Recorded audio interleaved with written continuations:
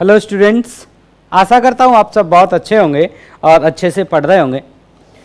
पिछली क्लास में हमने बात की थी कि जो कंडक्टर होता है और कंडक्टर के अंदर जो फ्री इलेक्ट्रॉन होते हैं, फ्री इलेक्ट्रॉन किसको कहते हैं? जो एटम के आउटर सेल के इलेक्ट्रॉन्स होते हैं, जो अपने न्यूक्लियस से फ्री हो जाते हैं। न्यूक्लियस से फ्री होने का मतलब है कि न्यूक्लियस के वो बाउंड नहीं रहते, न्यूक्लियस के वो चक्कर नहीं लगाते। इसका मतलब वो न्यूक्लियस से क्या हो चुके हैं? फ्री। और ऐसा वो फ्री किस लिए हो पाते हैं? क्योंकि टेम्परेचर के कारण जो उनके पास एनर्जी होती है, जो आपने 11th क्लास में देखा था एनर्जी ½ kT, उस एनर्जी के कारण वो एनर्जी इतनी सफिशिएंट हो जाती है कि वो उस इलेक्ट्रॉन को उनके न्यूक्लियस से रिलीज करवा देती है, न्यूक्लियस से फ्री करवा देती है, और वो इलेक्ट्रॉन होते हैं फ्री इलेक्ट्रॉन। अब जो ये फ्री इलेक्ट्रॉन्स होते हैं, ये उस मटीरियल के अंदर घूमते रहते हैं। ये जो फ्री इलेक्ट्रॉन है वो इस मटेरियल के अंदर घूमते रहते हैं और इनका एक अपना स्पीड होता है, इनकी अपनी एक स्पीड होती है।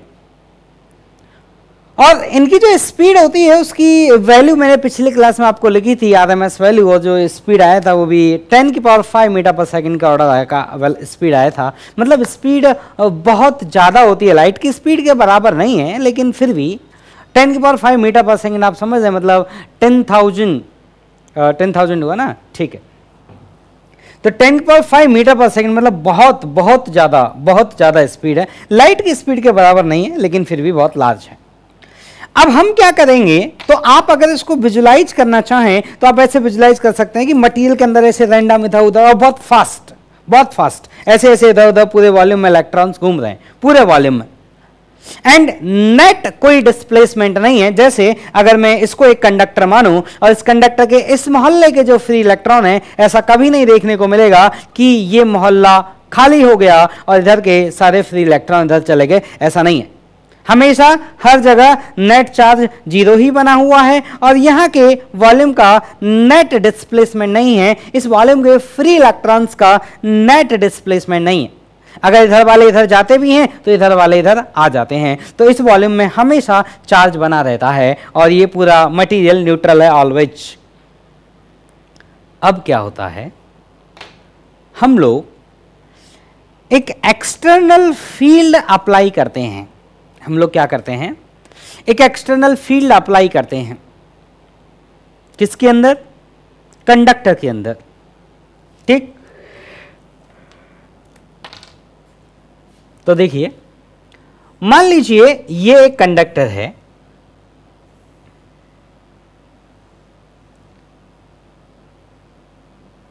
हेडिंग हमने पिछली क्लास में डाला हुआ था, उसी हेडिंग में हम आगे कंटिन्यू कर रहे हैं। पिछली क्लास में क्या हेडिंग डाला था? Motion of free electron inside a conductor. और उसमें मैं इतना बात बताया था कि जब इलेक्ट्रिक फील्ड नहीं है तो वो किस तरह से थर्मल एनर्जी के कारण, मतलब जो ½ kT जो वो एनर्जी है उसके कारण वो पूरे उसमें मटेरियल के अंदर घूमते रहते हैं। अब मैंने क्या किया, मैंने कुछ इस तरह का अरेंजमेंट किया जिसके कारण इस कंडक्टर के अंदर, और ऐसा नहीं है कि ये कंडक्टर इतनी लेंथ का है, कंडक्टर का अपना सफिशिएंट लेंथ है, जो कंडक्टर है उसका अपना सफिशिएंट लेंथ है, ऐसा नहीं है, कंडक्टर का अपना सफिशिएंट लेंथ है। हमने क्या किया, ड्यू टू सम अरेंजमेंट, वो अरेंजमेंट क्या है वो मेरा टेंशन है, ड्यू टू सम अरेंजमेंट मैंने क्या किया, इस कंडक्टर के अंदर एक इलेक्ट्रिक फील्ड सेटअप कर दिया। ड्यू टू सम अरेंजमेंट, क्या वो अरेंजमेंट होगा पता नहीं, क्या होगा वो मेरा टेंशन है, मैं कैसे करूंगा, पर मैंने एक इलेक्ट्रिक फील्ड कंडक्टर के अंदर सेटअप कर दिया। This is a conductor and there is electric field and let that electric field is E। मैं यहां मेंशन कर देता हूं ये E क्या है, this is the net electric field inside conductor। अब इसको बड़े ध्यान से सुनना बेटा, क्योंकि मैं बहुत ऐसी चीजें समझाऊंगा जो जनरली वो बात पकड़ में नहीं आती है। ऐसे नहीं बोलूँगा कि किसी को आता नहीं है, पर जनरली बच्चा उसको पकड़ नहीं पाता है। जनरली मैं कोशिश कर दूंगा उस बात को आपको पकड़ाने की, ठीक है। तो दिस इज ए कंडक्टर, ये ई कौन है, मैंने क्लियर शब्दों में लिखा है कि this is the net electric field inside the conductor. अब कोई बच्चा ये नहीं बोलेगा कि सर कंडक्टर के अंदर तो नेट इलेक्ट्रिक फील्ड 0 होता है, वैसा होता था, होता नहीं है, होता था। किसमें? इन electrostatic net electric field inside the conductor was zero, but in current electricity net electric field is non zero. Difference देखते जाइएगा। अब अगर अंदर इलेक्ट्रिक फील्ड है, अगर है, नहीं होती तो कोई बात नहीं, अगर है तो इलेक्ट्रिक फील्ड अपने हिस्से का फोर्स लगाएगी जो फ्री इलेक्ट्रॉन्स हैं। ये फोर्स तो सब पे लगाएगी। जो आपका एटम है, एटम में ऐसा थोड़ी है कि एटम के सभी इलेक्ट्रॉन फ्री इलेक्ट्रॉन होंगे। अरे एटम के कुछ वो भी तो इलेक्ट्रॉन है जो n=1 में है, n=2, principal quantum number n, जो n=1 में है, n=2 पे है, उन पे भी इलेक्ट्रिक फील्ड फोर्स लगाएगी। अरे क्यों नहीं लगाएगी? अरे न्यूक्लियस पे भी लगाएगी, इलेक्ट्रॉन पे भी लगाएगी, फ्री इलेक्ट्रॉन पे भी लगाएगी, सब पे लगाएगी इलेक्ट्रिक फील्ड फोर्स। लेकिन जो फ्री इलेक्ट्रॉन है वो इस वॉल्यूम में घूमने के लिए फ्री हैं, लेकिन जो एटम है, जो न्यूक्लियस है और उससे जो बाकी इलेक्ट्रॉन अटैच्ड हैं, वो घूमने के लिए फ्री नहीं है। वो बंधे हुए हैं एक दूसरे के साथ, लेकिन जो ये कुछ इलेक्ट्रॉन थे, आप इन्हें नालायक इलेक्ट्रॉन बोल सकते हैं, इन्होंने अपने पेरेंट न्यूक्लियाई को छोड़ दिया। वो एनर्जी के कारण इन्होंने पेरेंट न्यूक्लियाई को छोड़ दिया। तो अब वो इलेक्ट्रॉन पे फोर्स के कारण उनका एक मूवमेंट आएगा। उनका क्या आएगा? एक मूवमेंट आएगा। ठीक है। अब किस तरह का मूवमेंट आएगा तो मैं कोशिश करता हूं। तो ऐसा करते हैं, इसके अंदर बहुत सारे इलेक्ट्रॉन है, जैसे कोई इलेक्ट्रॉन यहाँ, कोई यहाँ, कोई यहाँ, कोई यहाँ, सो ऑन, ऐसे बहुत सारे, सो मेनी इलेक्ट्रॉन्स। कितने? Very large number of electrons होते हैं। आपको मैंने कंडक्टर में बोला था कि फ्री इलेक्ट्रॉन का नंबर कितना होता है? 10⁻28 रफली। अब ये मत लड़ाई करिएगा सर, कभी 29 बोले कभी 28, कोई बात नहीं, वो चलता है इतना। 10⁻28 और 29 दोनों ही बहुत बड़े नंबर हैं बेटा। 10⁻28 चवन्नी अगर किसी आदमी को मिल जाए ना तो बहुत बहुत पैसा हो जाएगा, बहुत पैसा हो जाएगा। ठीक है ना? तो 10⁻28 इतने फ्री इलेक्ट्रॉन्स होते हैं कंडक्टर के अंदर, जिसके कारण कंडक्टर का बिहेवियर जो होता है बाकी मटेरियल से ड्रास्टिकली डिफरेंट होता है due to these free electrons. अब हम क्या करेंगे? मैंने माना कि लेट्स से ये मेरा एक इलेक्ट्रॉन है, this is my electron, this is moving, this is having a speed order of 10⁵ metre per second. This electron having speed कितना?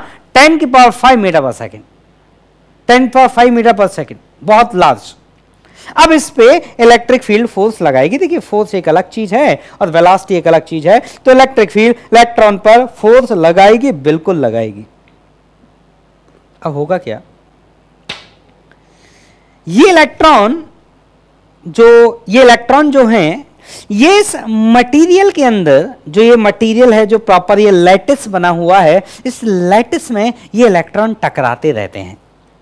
ये जो इलेक्ट्रॉन है वो क्या करते हैं? इस लैटिस में टकराते रहते हैं। आप कुछ ऐसे समझ सकते हैं कि जैसे मान लीजिए, जैसे आप ऐसे समझिए कि मान लीजिए एक बोतल में या एक डब्बे में बहुत सारी कांच की गोली आप डाल दीजिए, और कांच की गोली डालने के बाद उसके अंदर एक मान लीजिए एक मच्छर को छोड़ दीजिए, और मच्छर ऐसे दौड़ता दौड़ता अंदर जा रहा है। तो मच्छर दौड़ेगा, फिर टकराएगा, फिर टकराएगा, फिर टकराएगा, फिर टकराएगा।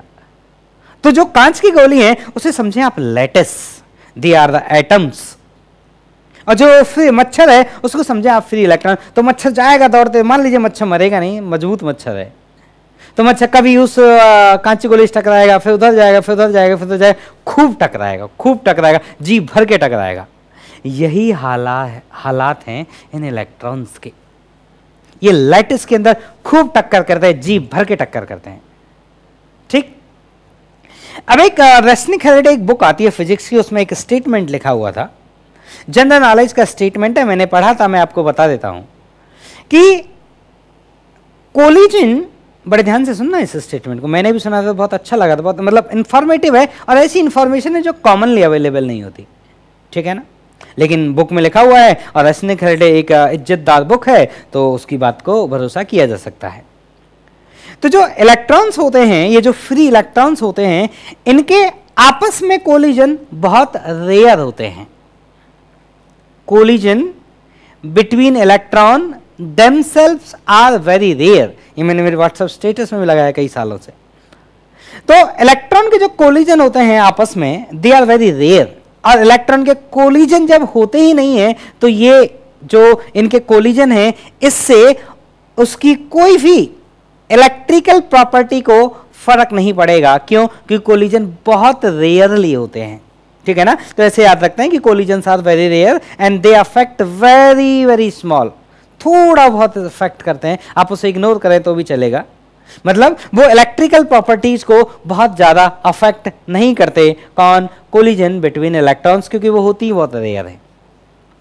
तो हम जितना भी डिस्कशन करेंगे, हमारे पूरे डिस्कशन में हम ये मानेंगे कि इलेक्ट्रॉन इलेक्ट्रॉन आपस में बहुत रेयरली ही टकरा रहे हैं, और इलेक्ट्रॉन अगर टकरा रहे हैं तो वो किससे टकरा रहे हैं? लैटिस के एटम से।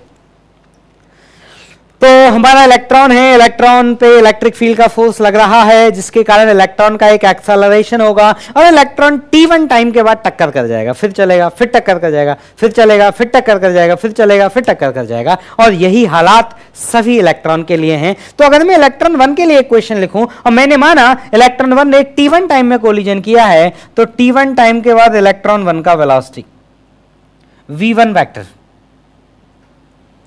That equal to initial velocity vector plus what is the acceleration of electron, this is minus ee vector upon mass of electron into time t1। देख लो भाई ध्यान से, कुछ नहीं है, v equal to u plus at लिखा है, और ये टक्कर से जस्ट पहले का वेलोसिटी है। मैंने माना इलेक्ट्रॉन 1 t1 टाइम के बाद टक्कर करेगा, मैंने माना इलेक्ट्रॉन 1 t1 टाइम के बाद टक्कर करेगा।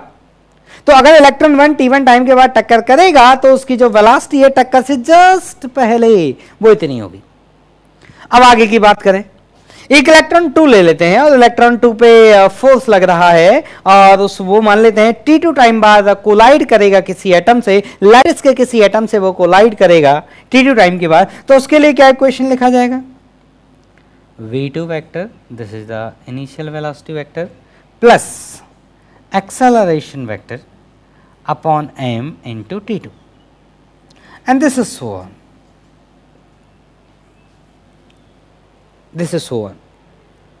अब आप क्या करो ना, इनको ऐड कर दो। बोले सर क्यों? अरे कर दो ना, करने में क्या दिक्कत है, कर सकते हो ना, तो बिल्कुल कर सकते हो, तो करिए। तो आपने इनको ऐड किया, तो ऐड किया तो ये आया आपके पास v1 vector plus v2 vector plus so on equal to, ये आएगा आपके पास v1 vector plus v2 vector equal to, sorry plus, अब माइनस ई अपॉन एम को अगर हम कॉमन निकाल लें, अब बहुत ध्यान से देखना, बहुत इंटरेस्टिंग रिजल्ट आने वाला है, बहुत इंटरेस्टिंग।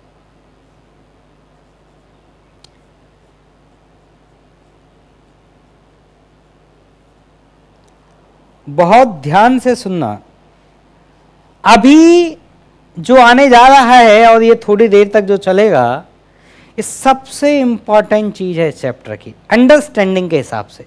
हो सकता है क्वेश्चन करने में आपको क्या है, आर इक्विवेलेंट निकालना होगा, वो कोई बड़ी बात नहीं है, सीरीज पैरेलल निकालना, लेकिन जो चैप्टर की वो कहते हैं ना कि उसकी डेप्थ, उसमें क्या हो रहा है वो मालूम होना, वो सारे पॉइंट्स से जो हैं वो मैं डिस्कस कर रहा हूं अभी। तो अब ऐसा करिए, दोनों तरफ मैंने माना कि मेरे पास n नंबर ऑफ इलेक्ट्रॉन्स हैं। मैंने क्या माना, मेरे पास कौन है, जो कैपिटल n है वो है नंबर ऑफ इलेक्ट्रॉन्स। तो अब क्या करिए, कैपिटल n का डिवाइड लगा दीजिए। तो जब कैपिटल n का हम डिवाइड लगाएंगे तो ये आया v1 vector plus v2 vector so on divided by capital n equal to ये वाली velocity v1 vector plus v2 vector so on divided by capital N plus minus e upon m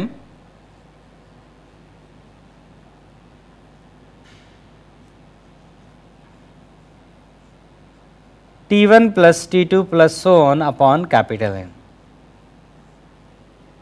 ठीक, अब ये वाली जो चीज है ये है एवरेज स्पीड, और हम जानते हैं कि जब इलेक्ट्रिक फील्ड नहीं था तो उन लोगों के पास यही स्पीड थी, और इनका जो एवरेज होता है वो कितना होता है, 0, और ये है एवरेज स्पीड तब जब उस पे इलेक्ट्रिक फील्ड अप्लाइड है।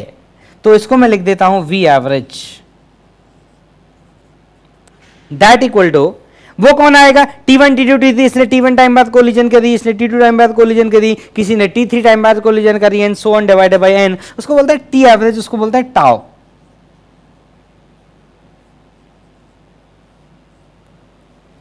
और इनका जो एवरेज है, ये जो एवरेज है इसका एक नाम लिखा जाता है, मतलब जो टाउ है इस टाउ का एक नाम दिया जाता है, उसका नाम है रिलैक्सेशन टाइम। रिलैक्सेशन ये नहीं है कि मतलब सो जाइए, ऐसा नहीं।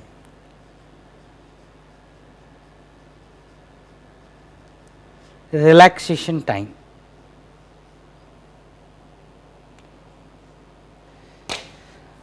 ठीक, अब ये जो इक्वेशन है ये बहुत बहुत बहुत इंपॉर्टेंट है और बहुत कुछ लिखा है इस इक्वेशन में एक समझदार आदमी के लिए, otherwise this is simple formula like another one. लेकिन समझदार आदमी के लिए बहुत कुछ छुपा है इस इक्वेशन में। कोशिश करता हूं समझाने की, देखिएगा। ये इक्वेशन ये कह रही है कि अगर कंडक्टर के अंदर, ये इक्वेशन क्या कह रही है कि अगर कंडक्टर के अंदर ये इलेक्ट्रिक फील्ड नहीं होती तो ये वैल्यू 0 होती। इसका मतलब इलेक्ट्रॉन का कोई भी एवरेज वेलोसिटी नहीं होता। इसको हम लोग ड्रिफ्ट वेलोसिटी भी कहते हैं। इसको ड्रिफ्ट वेलोसिटी क्यों कहते हैं उसको मैं समझाऊंगा। पहले इस इक्वेशन के फीचर में आपको समझाता हूं, फिर ड्रिफ्ट शब्द क्यों आया पिक्चर में उसका कारण मैं समझाऊंगा। तो ये इक्वेशन ये कह रही है कि अगर ये इलेक्ट्रिक फील्ड 0 होता तो ये जो वेलोसिटी है ना ये 0 होती, वेलोसिटी होती ही नहीं। और अगर इलेक्ट्रिक फील्ड मेरा जितना ज्यादा होगा उतनी ज्यादा मेरी क्या होगी, दैट ड्रिफ्ट वेलोसिटी, जितनी ज्यादा मेरी वी एवरेज होगा। ठीक, अब इसमें इंटरेस्टिंग बात यह है कि सर ये बताइए कि इलेक्ट्रॉन, अगर मान लेते हैं इलेक्ट्रिक फील्ड कुछ कांस्टेंट है, मान लेते हैं 5 न्यूटन पर coulomb is the electric field. मान लेते हैं कंडक्टर के अंदर एक कांस्टेंट इलेक्ट्रिक फील्ड है, वो है 5 न्यूटन पर कूलम। अब मैं इलेक्ट्रिक फील्ड चेंज नहीं कर रहा, तो मुझे बताइए इलेक्ट्रॉन का एवरेज स्पीड बदलेगा क्या? नहीं बदलेगा। अगर इलेक्ट्रिक फील्ड कांस्टेंट है ना तो एवरेज स्पीड कांस्टेंट है। अब यही लफड़ा है। अरे इलेक्ट्रिक फील्ड कांस्टेंट है तो इलेक्ट्रिक फील्ड फोर्स लगाएगी तो इलेक्ट्रिक फील्ड के कारण एक्सेलरेशन होगा, तो वेलोसिटी तो बढ़नी चाहिए ना। पर आप तो कह रहे हो कि अगर इलेक्ट्रिक फील्ड कांस्टेंट है तो उनका एवरेज स्पीड कांस्टेंट है। अरे एवरेज स्पीड तो बढ़ना चाहिए क्योंकि कंटिन्यूअस इलेक्ट्रिक फील्ड फोर्स लगा रही है। हाँ, लेकिन नहीं बढ़ती है। Average speed is the constant, that is not accelerating on an average, there is no acceleration for an electron. एक एवरेज स्पीड इलेक्ट्रॉन का कितना है? इतना है। ठीक, इसका मतलब यह हुआ, अगर मैं ऑन एन एवरेज एक बात करूं तो एक इलेक्ट्रॉन का एक्सेलरेशन 0 है। इसका मतलब ऑन एन एवरेज, मतलब एक टाइम इंटरवल अगर मैं डेल्टा टी लूं, उस टाइम इंटरवल डेल्टा टी में जो मेरा एवरेज वेलोसिटी है that is constant, that is not changing. अब एवरेज वेलोसिटी कांस्टेंट है, वो बदल नहीं रही है। इसका मतलब एवरेज एक्सेलरेशन भी 0 होना चाहिए। इसका मतलब एवरेज फोर्स भी 0 होना चाहिए। और इलेक्ट्रिक फील्ड अपने हिस्से का फोर्स लगा रही है। तो जब इलेक्ट्रिक फील्ड अपने हिस्से का फोर्स लगा रही है तो उसको कंपनसेट करेगा कौन? तो उसका आंसर है, बताइए क्या आंसर? उसका आंसर है कि इलेक्ट्रॉन आपका टक्कर करेगा एटम से, और जब टक्कर होंगी तब फोर्स लगेंगे। तो इलेक्ट्रिक फील्ड का फोर्स और वो कोलिजन में लगने वाला फोर्स, वो दोनों एक दूसरे को कैंसिल आउट करेंगे एक लॉन्ग टाइम इंटरवल में। और उस टाइम इंटरवल में जो एवरेज स्पीड आएगी वो क्या आएगी? कांस्टेंट आएगी। और ये टाइम इंटरवल बहुत बड़ा नहीं होता है, लगभग माइक्रो सेकंड, नैनो सेकंड, इतना। ठीक है बेटा, तो ये कहानी है कि जो अब देखिए, इसका मतलब ये हुआ कि इलेक्ट्रॉन्स को आगे धकेलने के लिए, इलेक्ट्रॉन्स को आगे धकेलने के लिए इलेक्ट्रिक फील्ड का होना जरूरी है। अगर इलेक्ट्रिक फील्ड नहीं होती तो एवरेज वेलोसिटी 0 आती। अब यहां पे देखना, मैं डायग्राम में दिखाता हूं। इस पे इलेक्ट्रिक फील्ड इस डायरेक्शन में है, तो इलेक्ट्रॉन पे जो फोर्स लगेगा ना वो इस डायरेक्शन में लगेगा, इलेक्ट्रॉन्स पे। तो जो इलेक्ट्रॉन शिफ्ट होंगे या इलेक्ट्रॉन का जो एवरेज वेलोसिटी होगा वो इस पीछे के डायरेक्शन में होगा। इलेक्ट्रॉन का जो एवरेज वेलोसिटी होगा वो इस पीछे के डायरेक्शन में होगा। और क्या दिखाई देगा आपको? मान लीजिए बहुत बड़ा कंडक्टर है, क्या दिखाई देगा आपको? ऐसे दिखाई देगा कि धीमे धीमे इलेक्ट्रॉन इधर जा रहे हैं, ऐसे दिखाई देगा आपको, क्योंकि that is v average, this is non zero. If e is non zero that v average is non zero. मतलब जो इलेक्ट्रॉन थे, इन इलेक्ट्रॉन का एक एवरेज वेलोसिटी इस डायरेक्शन में। इसका मतलब they are shifting, they are moving, they are drifting. Drift शब्द क्यों आया फिर बताऊंगा इस पे। तो वो सभी लोग ऐसे, आप शुद्ध देसी भाषा बोलो ना, सीधे खिसक रहे धीमे धीमे। हाँ, धीमे धीमे क्यों बोला उसका भी कारण बताऊंगा। वो लोग ऐसे खिसकते हैं, ऐसे ऐसे। और ये खिसकने, अगर ये इलेक्ट्रिक फील्ड नहीं होती थी, ये नहीं खिसकते, इसका मतलब ये हुआ कि इलेक्ट्रॉन को खिसकाने के लिए कंडक्टर के अंदर इलेक्ट्रिक फील्ड होना जरूरी है। जब कंडक्टर के अंदर इलेक्ट्रिक फील्ड नहीं थी तो इलेक्ट्रॉन खिसक नहीं रहे थे, सब लोग अपने जगह पे थे और वहीं मोशन कर रहे थे, एंड एवरेज वेलोसिटी क्या थी? 0। लेकिन जब मैंने इलेक्ट्रिक फील्ड लगाया तो एवरेज वेलोसिटी इलेक्ट्रिक फील्ड के प्रोपोर्शनल आई। एवरेज वेलोसिटी जो आई वो क्या आई? इलेक्ट्रिक फील्ड के प्रोपोर्शनल आई। ठीक है, अब मैं इस बात का जवाब देता हूं कि इसको ड्रिफ्ट क्यों कहते हैं, ड्रिफ्ट शब्द क्यों इस्तेमाल होता है, उसका कारण बताता हूं। तो अच्छा, एक लाइन और मैं लिखता हूं यहां पे, बहुत इंपॉर्टेंट लाइन। किसी से ऑब्जेक्ट में पूछ लो, हालत खराब हो जाएगी। पूछ लो किसी से कि इलेक्ट्रॉन पे नेट फोर्स कितना होता है for a time interval like 1 millisecond, तो आंसर है 0। क्यों? क्योंकि इलेक्ट्रिक फील्ड का लगा और कोलिजन का भी लगा, और दोनों एक दूसरे को क्या किए हैं? कंपनसेट किए हैं। तो मैं लिख रहा हूं net force on electron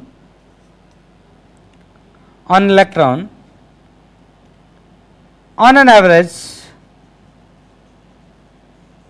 is 0। किसी भी चीज का एवरेज लेने के लिए हमें एक टाइम इंटरवल की जरूरत होती है। तो लाइक माइक्रो या नैनो सेकंड का टाइम आप ले लें और उस इंटरवल में नेट इलेक्ट्रिक फील्ड का फोर्स देखें और नेट कोलिजन वाला फोर्स देखें, दोनों एक दूसरे को कैंसिल आउट करेंगे तो उस इंटरवल का ऑन एन एवरेज जो फोर्स आएगा वो क्या आएगा? 0। इसी के कारण तो ड्रिफ्ट, इसी कारण तो ये एवरेज वेलोसिटी कांस्टेंट है। अगर एक फोर्स 0 नहीं होता तो एवरेज वेलोसिटी 0 हो ही नहीं सकती, एवरेज वेलोसिटी कांस्टेंट हो ही नहीं सकती थी। ठीक है, बहुत अच्छी बात है। अब इस बात का कारण देता हूं, इस बात का जवाब देता हूं कि इसको ड्रिफ्ट क्यों कहते हैं। तो देखिए, आपके जो इलेक्ट्रॉन्स हैं, उन इलेक्ट्रॉन के पास एक बहुत ज़्यादा स्पीड ऑलरेडी है। उनके पास, इलेक्ट्रॉन के पास बहुत ज़्यादा स्पीड ऑलरेडी है, 10 की power 5 metre per second speed already उनके पास है, due to that temperature, due to that temperature. अब ये मेरी जो स्पीड आई, ये मेरी जो स्पीड आई, इसकी जब हम वैल्यू कैलकुलेट करते हैं तो इसकी वैल्यू आती है लगभग मतलब 10 की पावर -3 मीटर पर सेकेंड, 10 की पावर -2 मीटर पर सेकेंड, और वो कितना है? 10 की पावर 5 मीटर पर सेकेंड। उसके कंपैरिजन में तो इसके कोई मतलब ही नहीं है। उसके कंपैरिजन में क्या है? बहुत कम है, बहुत कम है। तो बहुत धीमे धीमे खिसकते हैं, बहुत धीमे धीमे। ठीक, इसीलिए इसको बोलता है ड्रिफ्ट। ड्रिफ्ट करना, जैसे एक शब्द बोलता है कि रेंगना, रेंगना मतलब बहुत धीमे धीमे चल रहे। जिसको आदमी बहुत धीमे धीमे चलता है ना, उसको बोल देते हैं इतना क्यों रेंग रहे, थोड़ा तेज चलिए ना। तो रेंगना को समथिंग ड्रिफ्ट से आप कनेक्ट कर सकते हैं।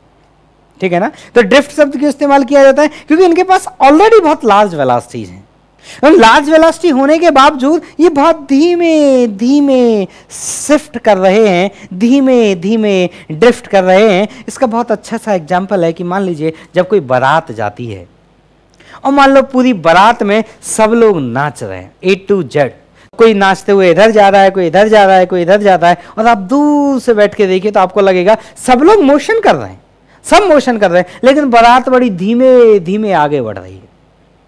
बारात बहुत धीमे धीमे आगे बढ़ रही है, मतलब बारात ड्रिफ्ट कर रही है। जबकि आदमियों के पास वेलोसिटी है, कोई नाचते नाचते इधर जा रहा है, कोई इधर जा रहा है, कोई उधर जा रहा है। ठीक, चलिए तो इसको लिख ले ध्यान से। अब ये क्वेश्चन अब आपको ओम्स लॉ की तरफ लेके जाएगी। तो अगर मैं मैग्नीट्यूड वाइज इस इक्वेशन को लिखूं, मैग्नीट्यूड वाइज में अगर इस इक्वेशन को लिखूं आपको, मैं इसको हटा देता हूं यहां से, तो मैं सीधा V लिखूंगा।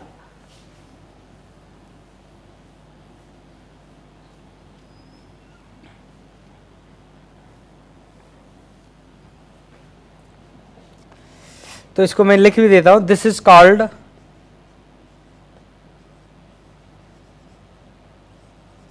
Drift velocity.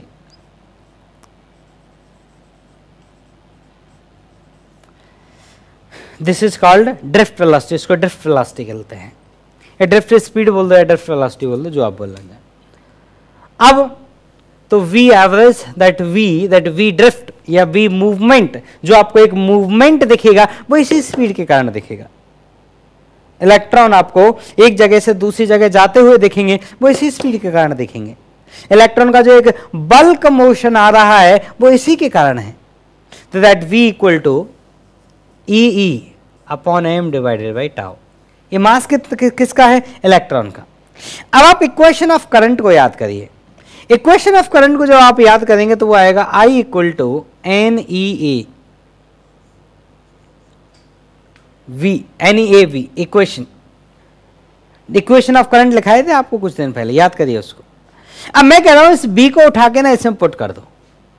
तो जब आप v को उठा के इसमें पुट कर देंगे तो I का जो वैल्यू आया वो आया एन ई ए और v का value e upon M into tau. अब क्या आया? तो I आया आपका n E square A tau upon M into e. देख लो भाई, n E square A tau upon M into e, बहुत शानदार।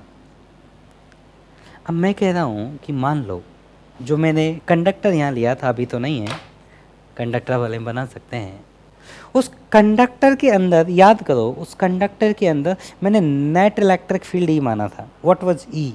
ई was the net electric field inside that conductor. Net सबका मिला के। अब मैं कह रहा हूं कि मान लो उस कंडक्टर के अंदर जब आपको नेट इलेक्ट्रिक फील्ड मालूम है तो electric field into distance is the potential difference. Electric field into distance is the potential difference. तो ये मेरा कंडक्टर था। मैंने माना इस कंडक्टर का जो लेंथ है वो L है। मैंने माना इस कंडक्टर का जो लेंथ है वो कितना है? L है।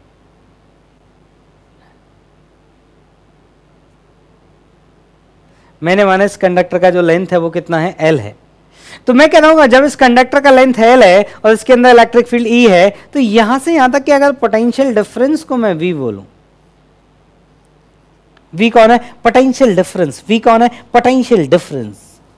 V कौन है? Potential difference. तो मैं V को क्या लिख सकता हूं?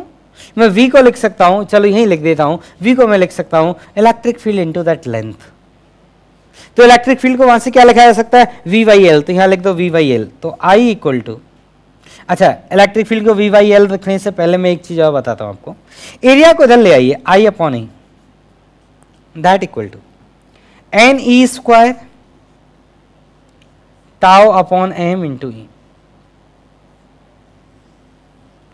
आई अपॉन ए को बोलते हैं करंट डेंसिटी J, तो इसको बोलते हैं J। J equal to N E square tau upon m. ठीक, अब ऐसा करते हैं, I को मैं रिप्लेस करता हूं किससे? E को मैं रिप्लेस करता हूं किससे? V अपॉन एल से। तो यहां पे अगर V अपॉन एल लिख दिया जाए तो यह आया I upon E, cross multiply कर लिया जाए m upon N E square tau l, that equal to V upon l. ठीक, L को उधर ले जाइए तो V का जो वैल्यू आया वो आया M L upon N E square tau A into I. Check कर लो, एन ई स्क्वायर टाउ है, बहुत सही। अब मुझे एक बात बताओ, ये जो ब्रैकेट में लिखा हुआ है इस सबको मैं हटा रहा हूं।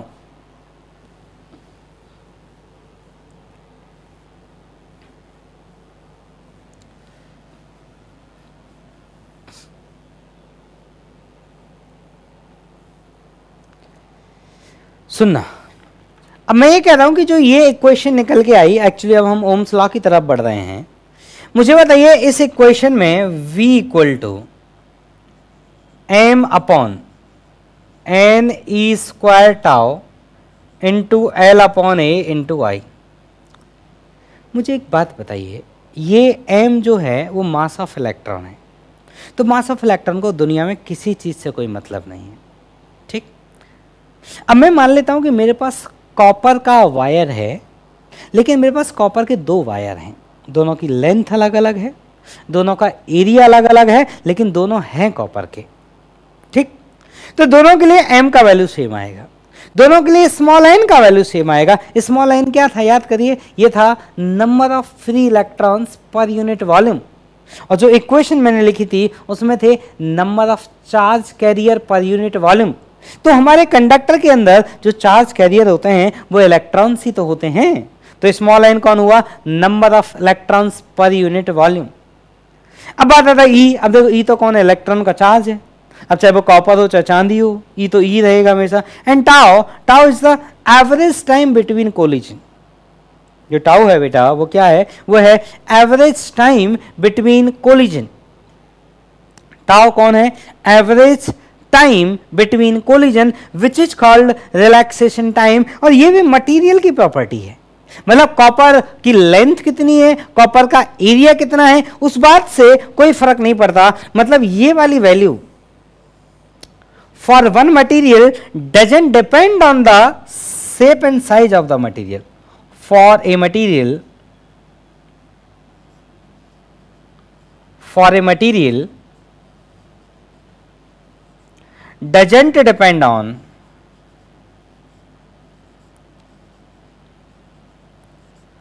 material doesn't depend on shape and size,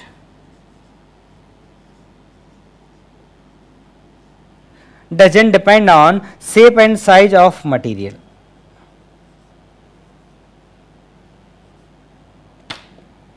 ठीक है, तो लिख लीजिए for a material doesn't depend on shape and size of material.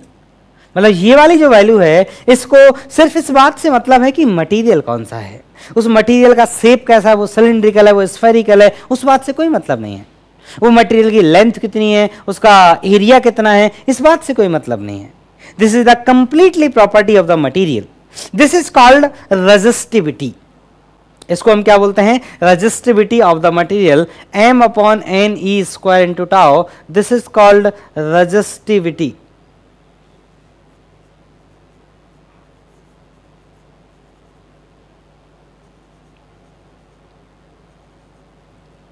अब इस रेजिस्टिविटी को हम जो सिंबल इस्तेमाल करते हैं वो सिंबल इस्तेमाल करते हैं रो। रेजिस्टिविटी का जो सिंबल इस्तेमाल किया जाता है वो क्या सिंबल इस्तेमाल किया जाता है? रो। अब रो इंटू एल अपॉन ए। अब देखिए एल और ए यहां पे ज्योमेट्री आ गई आपकी, तो रो इंटू एल अपॉन ए इसको बोलते हैं रेजिस्टेंस ऑफ द मटेरियल। इसको क्या बोलते हैं? Resistance of material. इसको क्या बोलते हैं बेटा? Resistance of material. And now your famous law, Ohm's law, this is V equal to IR। That this is called resistance. और रेजिस्टेंस के लिए जो सिंबल इस्तेमाल किया जाता है वो क्या सिंबल इस्तेमाल होता है? Capital R। ये R कौन है? उस मटेरियल का रेजिस्टेंस, उस ज्योमेट्रिक सिचुएशन, उस ज्योमेट्रिक कॉन्फ़िगरेशन का रेजिस्टेंस। तो R किस पे डिपेंड करता है? R मटेरियल पे भी डिपेंड करता है और R ज्योमेट्री पे भी डिपेंड करता है। तो ये ध्यान रहे, R depends on number 1 material, number 2 geometry. और उस मटेरियल के टेम्परेचर पे भी डिपेंड करता है। कैसे टेम्परेचर पे डिपेंड करता है वो बात आपको समझाएंगे, पर इसको एक बार आप लिख लें। हाँ तो देखो भाई, तो V equal to IR, this is called Ohm's law. This is called Ohm's law. और ये जो ओम्स लॉ है वो किसके लिए वैलिड है? This is valid only for resistors. This is only for conducting material, they have some resistance. तो इसको हम ऐसे याद रखेंगे, ओनली वैलिड फॉर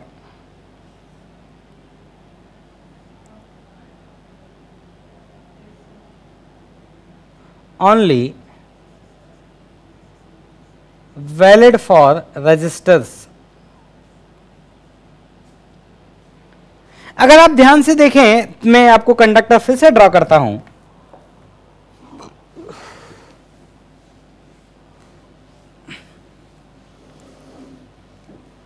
देखिएगा, ये जो हमारा कंडक्टर था, इस कंडक्टर का लेंथ हमने L माना, इसका क्रॉस सेक्शन एरिया हमने A माना।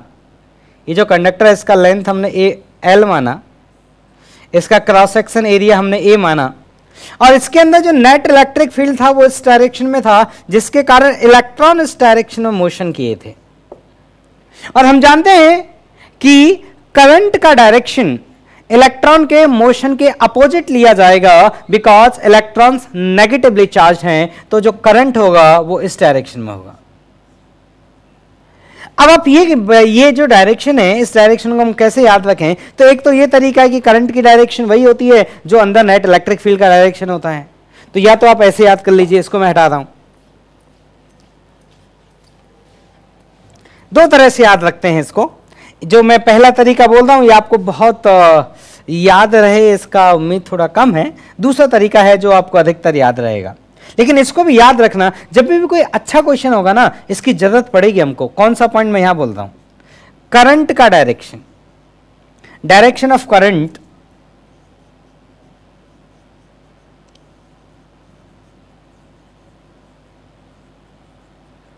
Is along direction of electric field, is along direction of electric field, direction of current लिखते हैं यहां पे, direction of current is along direction of electric field. दूसरा, अब मुझे बताइए, अगर इलेक्ट्रिक फील्ड इस डायरेक्शन में है तो हम जानते हैं, कंडक्टर इलेक्ट्रोस्टैटिक में पढ़े हैं कि along the electric field potential घटता है, तो ये वाला जो सरफेस होगा, this will be the high potential.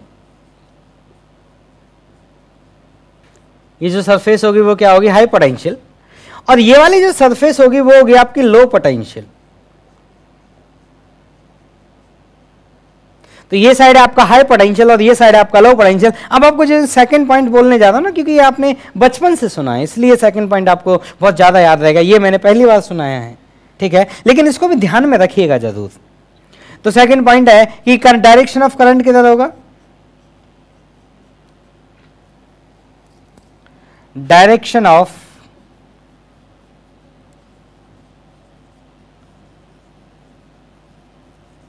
Current along direction of current is from high potential to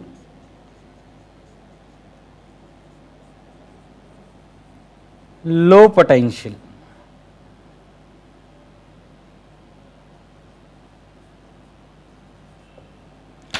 जो करंट का डायरेक्शन होता है रजिस्टर के अंदर, वो किधर होता है? वो होता है high potential to low potential. देखो, इधर हाई पोटेंशियल, इधर लो पोटेंशियल। क्यों? क्योंकि along the electric field potential decrease करता है, and this is the Ohm's law.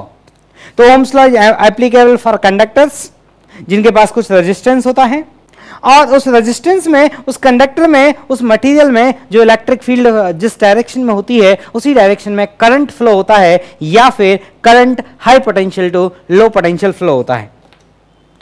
ये वाली जो चीज है जिसको हम रेजिस्टिविटी कहते हैं, इसी का एक उल्टा टर्म है। रेजिस्टिविटी के उल्टे को हम कंडक्टिविटी कहते हैं। 1/, resistivity is called conductivity. 1/, resistivity is called conductivity. ठीक है बेटा, तो ये आपका ओम्स लॉ था। आप देखिए इससे रिलेटेड, आप पूरा चैप्टर ही इससे रिलेटेड है, पूरे चैप्टर में ही इसका काम आएगा, और पूरे चैप्टर में नहीं, मोस्ट ऑफ द टाइम आगे जितना हम पढ़ेंगे उसमें से खूब काम आएगा। ठीक है, तो इसको समझिए, जानिए, और किसी भी तरह के कोई आर्गुमेंट अगर आपको करना है, कोई पॉइंट आपको और अच्छे से समझना है, या कुछ पॉइंट आपके मन में कुछ नया आया है तो उसको शेयर करिए, उस पर बात करेंगे। ठीक है, तो चलिए बेटा पढ़ते रहिए, फिर मिलते हैं नेक्स्ट क्लास में।